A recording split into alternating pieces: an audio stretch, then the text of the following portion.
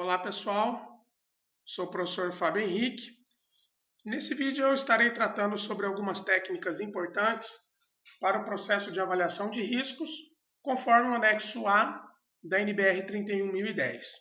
A própria norma regulamentadora de número 1, ela define que a organização ou que as empresas elas adotem um procedimento ou uma técnica ou uma metodologia para você classificar o risco. Essa classificação a gente acaba gerando uma informação denominada nível de risco. E para eu encontrar esse chamado nível de risco, eu preciso aplicar algumas ferramentas. E essa norma da BNT ela traz uma série de ferramentas que podem ser aplicadas conforme a organização. É claro que existem diversos fatores que eu preciso levar em consideração, eu estarei citando alguns fatores importantes, e todas essas técnicas ou essas ferramentas, elas apresentam pontos positivos e pontos negativos, ou seja, tem os prós e tem os contras.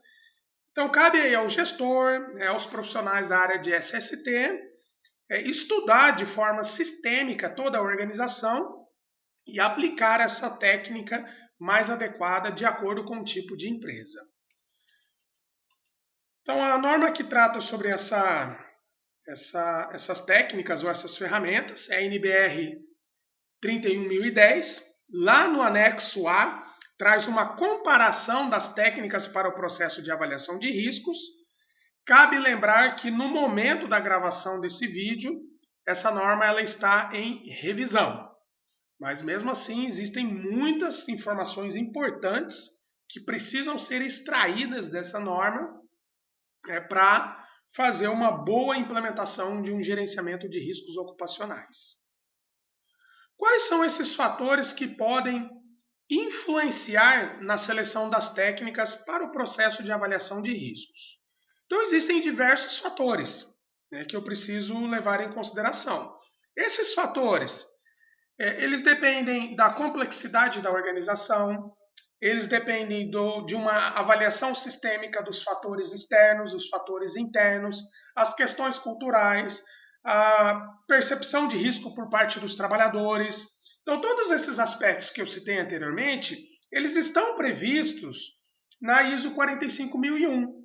Então, são questões fundamentais ou fatores fundamentais que eu preciso estudar detalhadamente antes de escolher uma técnica ou escolher uma ferramenta.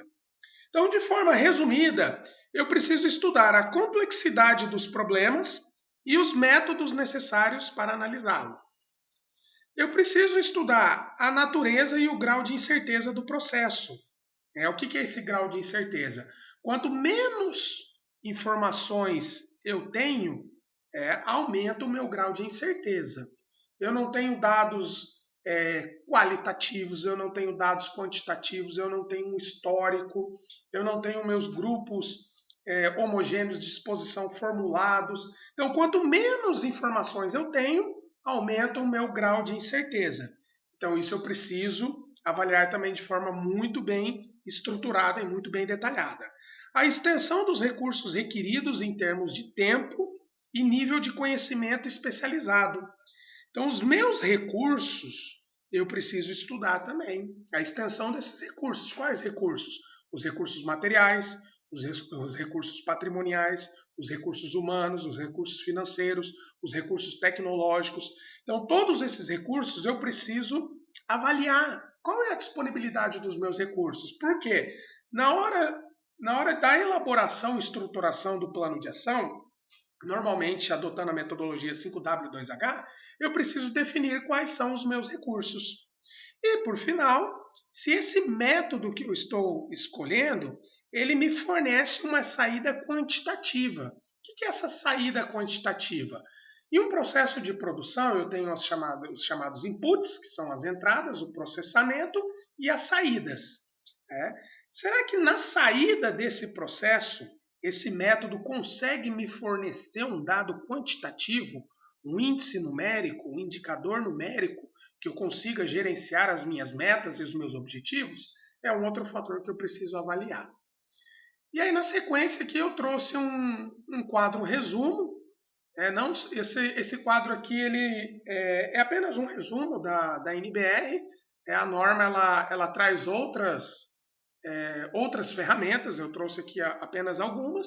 Então aqui eu tenho as ferramentas e técnicas, o processo de avaliação de riscos de uma forma geral, que ele pode ser separado na identificação, análise, que envolva a consequência, a probabilidade e o nível de risco. Esse nível de risco é o fator exigido pela norma regulamentadora de número 1, e a avaliação de riscos. Então, por exemplo, no brainstorm, que a gente chama aí na área de gestão a tempestade de ideias, para identificar o risco é uma excelente ferramenta. Agora, para analisar e avaliar o risco já é não aplicável. As entrevistas, mesma coisa. A identificação do risco é uma ótima ferramenta, muito boa. Agora, para analisar e avaliar o risco é não aplicável. O método Delphi, que nós chamamos de opiniões de especialistas, para identificação do risco, é excelente. Já para analisar e avaliar o risco, é não aplicável. E assim sucessivamente, a lista de verificações, análise preliminar de perigos, estudo de perigos e operabilidade, chamado RASOP. Essa ferramenta aqui é uma ferramenta muito importante e ela é bastante difundida e aplicada em processos de alto grau de complexidade. Por exemplo, refinarias, indústrias petroquímicas,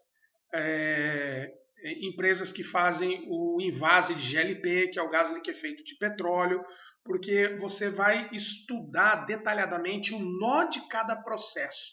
Você faz um mapeamento sistêmico de todos os processos e aí você estuda de forma exaustiva e detalhada o nó de cada processo.